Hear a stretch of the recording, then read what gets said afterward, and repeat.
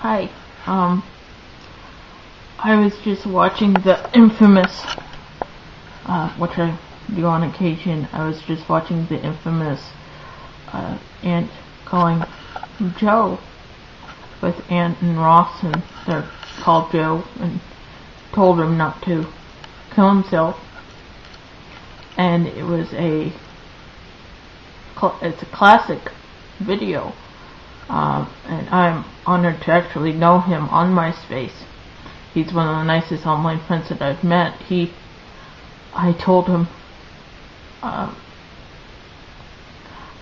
once that I really I don't know exactly what I said honestly, but it led to him saying, he said, "Oh, no problem, Jodi, I think you rock hardcore."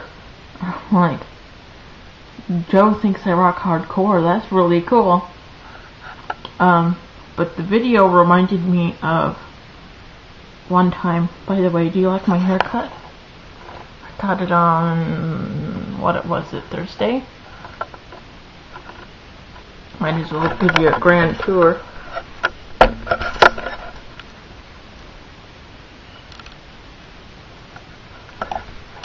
Don't know how that looks. I don't have eyes in the back of my head, but pretty cool, eh?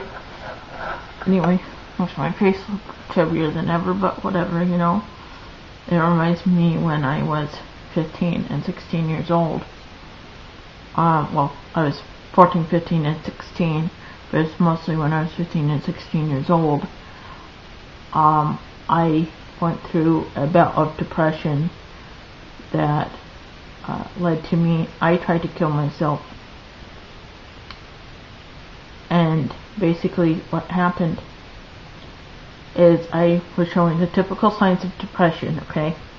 I was seeing a counselor at the time, which actually I still have her email, and I email her about annually. I should email her soon, but I really connected with that counselor. She had a good sense of humor, could swear in front of her, and she wouldn't tell you not to swear, and she was very edgy, I guess it was the right word.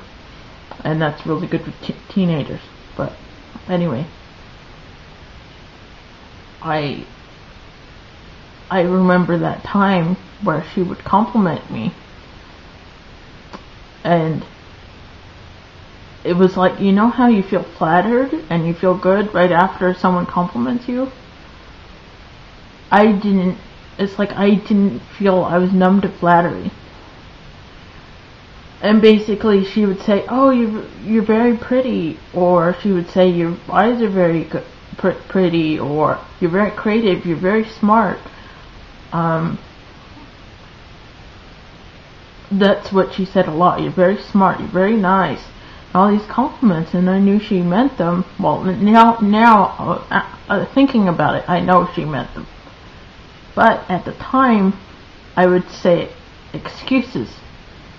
And I know when people are depressed, and I've felt this way a few times in my life, like I want to retract. It's like a turtle retracting back in your shell.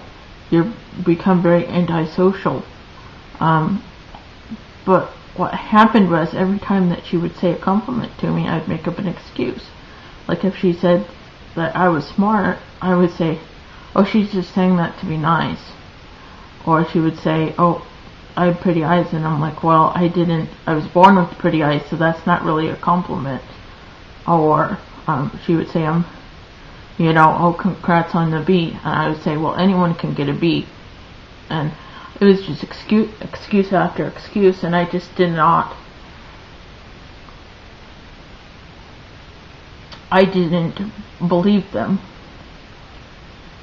She told me that she wanted me to go on Zoloft, and I was on it for about a month.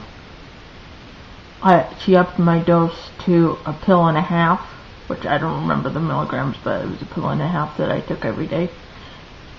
And then I was feeling so good and confident about myself that I applied to class because I wanted to learn about movies and video, which is funny because I'm putting this on YouTube, but it was a free class that you could take after school. that you did like a public access show, I think it was, and you learned how to produce a television show and all this cool stuff. Well, I had to go on the bus. Excuse me. I had to go on a bus and get there. I had to go straight from school to the community college, which was Mount Hood Community College in Portland. And I went there the first time. I was a little late, but I got there. And then the second time, it was like I went on the wrong bus at the wrong time or something like that. And I was almost there. I got there, but it was the class was halfway over, so I thought, well, I'm too late now. And I still do this now, but not as severe.